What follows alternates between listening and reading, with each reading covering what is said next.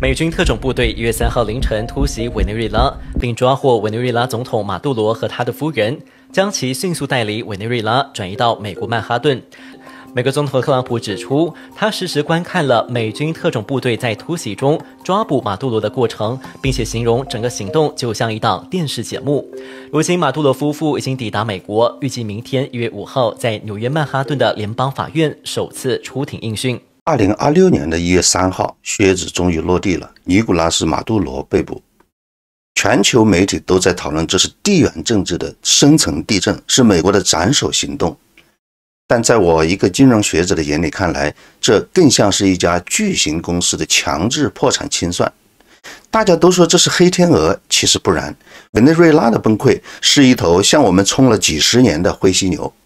今天我不談複雜的國際政治站隊，我只用金融學的解剖刀帶大家復盤一下，一個坐擁全球最大探明石油儲量的國家是如何把自己玩到退市的。馬杜羅的抓捕對全球能源市場、新興市場的債務乃至我們手裡的投資意味着什麼？我是老賀，歡迎來到我的頻道，咱們馬上開始。要理解委內瑞拉的今天，我們必須回到財務報表的源頭。如果把委內瑞拉看成一家公司，它的主營業務非常單一，石油。它95%的現金流，也就是外匯收入，都來自這同一個產品。在金融學裡，我們把這個叫做極端缺乏資產配置的多樣性。1990年的諾獎得主、美國金融學家 Markowitz 發明的投資組合理論，核心要點概括為一句話，就是不要把雞蛋放在一個籃子裡。而委內瑞拉最大的問題就是它的雞蛋只有一個籃子。當油價在100美元以上時，大量的美元湧入，這時候正常的國家，例如像挪威這樣的國家，它會建立主權財富基金來平滑經濟周期。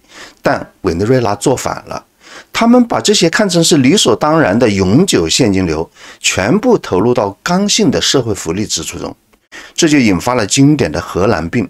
因為石油太賺錢，匯率被推高，導致國內種地做衣服都不如直接進口便宜，於是該國的農業和製造業體系徹底癱瘓。這就好比一家公司除了銷售部，也就是石油，然後把研發部、生產部全部裁了，所有東西都靠買。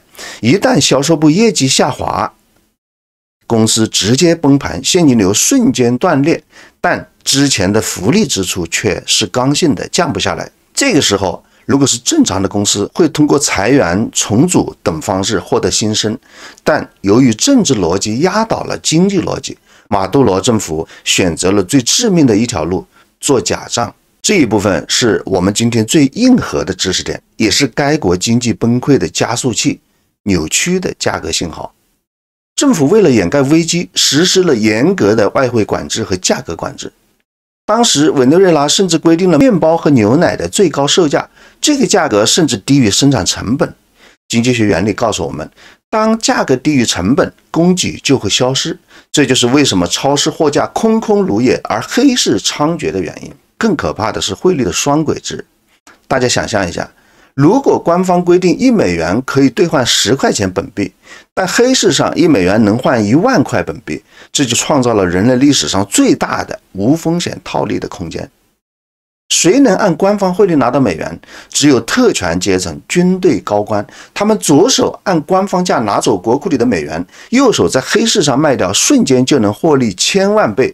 這不僅僅是腐敗，這是在抽乾整個國家的血液。這種情況在委內瑞拉當然最為嚴重，但不只是委內瑞拉存在這種情況，存在外匯管制的國家在一定程度上都有類似的可類比的情況。這也是為什麼在馬杜羅時代，明明國家已經破產，但某些核心圈層依然富可敵國。這在公司治理當中，我們稱之為內部人控制所導致的資產掏空。那如何才能持續的維持這個謊言呢？央行放棄獨立性，開始無底線印鈔，結果大家看到了，極度嚴重的惡性通脹使貨幣徹底失去了價值尺度的功能。回到2026年的年初，馬杜羅被捕，這在金融上意味着什麼呢？這意味着這家名為 Venezuela 的僵屍企業終於把那個做假賬、阻礙重組的 CEO 給強制開除了。這開啟了主權債務重組的窗口。之前委內瑞拉的債券在市場上幾乎是一張廢紙，交易價格只有面值的幾美分。現在華爾街的禿鷲基金可能已經開始行動了。但是大家不要盲目樂觀， CEO 被抓了，爛攤子還在。例如產能恢復難，石油設施折舊嚴重，想要恢復產能需要西方石油巨頭投入數千億美元的資本支出，沒有法律保障，這筆錢很難進來。再例如債權人的博弈，委內瑞拉欠了一屁股債，不僅欠华爾街的，還欠俄羅斯和中国大量的石油換貸款協議。新的过渡政府優先還誰的錢？這將是一場極其血腥的地緣金融政治博弈。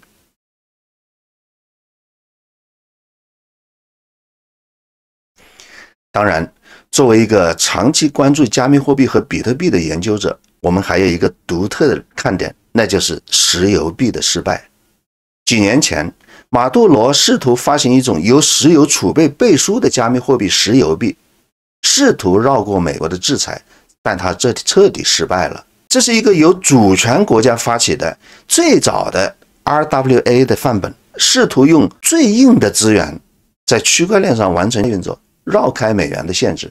但是委內瑞拉這家僵屍企業連這件事情都沒做成，這給我們上了一堂生動的貨幣信用課。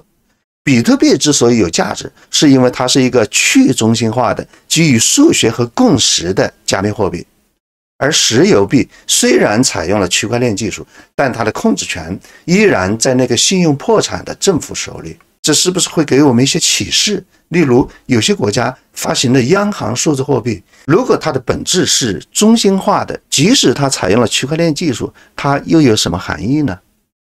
技術並不能拯救信用。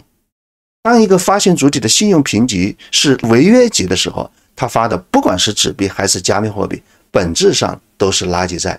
因此，加密貨幣的核心價值來自於去中心化，來自於項目方的信用。這反過來也證明了為什麼在動盪的地區，人們更願意相信比特幣或者美元的穩定幣，而不是這種所謂的主權加密貨幣。委內瑞拉的悲劇告訴我們，一個國家的繁榮不在於它地底下埋了多少石油，而在於它地面上建立了什麼樣的制度。對於我們投資者而言，這也是一個警示，永遠不要低估制度性風險對資產價值的毀滅能力。馬杜羅時代正式畫上了句號，但委內瑞拉的重建才剛剛開始。後續我們將持續關注債務重組和能源市場的變化，特別是如果那裡出現了新的投資機會，我們也將一起來探討。如果今天的視頻對你有啟發，請點讚訂閱。最後，我們大家可以思考一個問題：如果委內瑞拉的新政府宣布採用美元化或者用比特幣作為法幣，你覺得哪個錨能救活這個國家？歡迎在評論區留下您的看法。我是老賀，咱們下期再見。